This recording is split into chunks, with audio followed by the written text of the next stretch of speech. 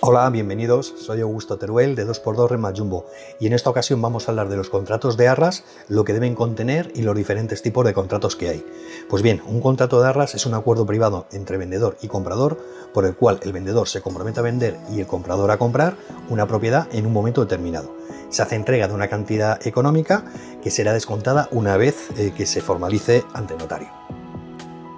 El contrato de arras debe contener todos los acuerdos y cada una de las condiciones que formarán parte del contrato de compraventa, así como las penalizaciones en caso de incumplimiento. ¿Qué es lo que debe contener un contrato de arras? Bueno, pues vamos a definirlo en 7 puntos. El primer punto son los datos de los intervinientes, es decir, nombre y apellidos de comprador y vendedor, domicilio, DNI y estado civil. El estado civil es importante porque en el caso de los matrimonios hay que especificar si están casados en régimen de gananciales o en separación de bienes.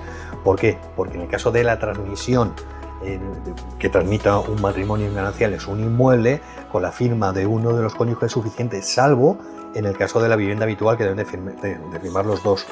En el caso de los compradores que están casados en gananciales, con la firma de un solo interviniente, un solo cónyuge es suficiente, porque ese cónyuge adquiere ese bien para la sociedad ganancial. Pero en el caso de la separación de bienes han de firmar en ambos casos los dos cónyuges. El segundo punto es la descripción de la finca, que vamos a encontrar o bien en la escritura de compraventa o en la nota simple. Además de la descripción, es muy bueno añadir todos los datos registrales y la referencia catastral para que no haya ninguna duda en la identificación de la finca. El tercer punto es el precio. Lógicamente hay que especificar el precio de compraventa y la forma de pago.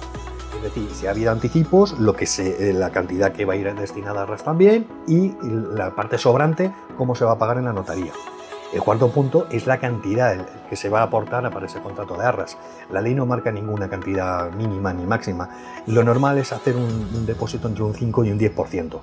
Y esta cantidad, como ya os he dicho antes, se descontaría luego en la notaría. Es decir, que del precio final hay que descontar las arras, y si ha habido una señal, pues la señal. Nosotros lo que hacemos normalmente es que si hay una señal, hacemos un 10% de arras en el 90% de los casos, pues sobre ese 10% se descuenta la señal, de tal manera que al final las arras queda el 10% del precio del inmueble, ¿vale?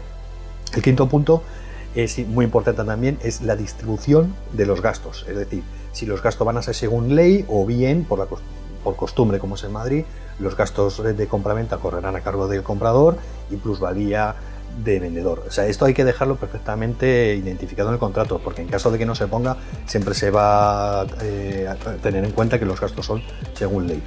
El sexto punto son las penalizaciones en caso de incumplimiento del contrato. Y el último punto, las cargas de la finca.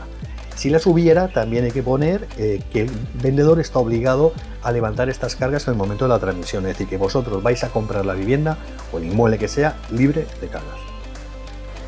¿Qué tipos de contratos de arras hay? Bien, pues hay 3 tipos de contratos de arras. Si bien el más famoso es el contrato de arras penitenciales, que es el que se firma prácticamente en el 95% de los casos, es bueno que sepáis que existen otros 2 tipos más de contratos, por si algún día los encontráis o los ponen encima de la mesa. Bien, vamos a empezar por el más sencillo, es el contrato de arras penitenciales. Este tipo de contratos se hace una entrega de dinero para formalizar el contrato, y en caso de incumplimiento, si incumple el comprador, perdería esta cantidad entregada y el vendedor estaría obligado a devolver el duplo, es decir, la cantidad recibida más otra igual en concepto de indemnización, y se resolvería el contrato y no habría más que reclamar por las partes.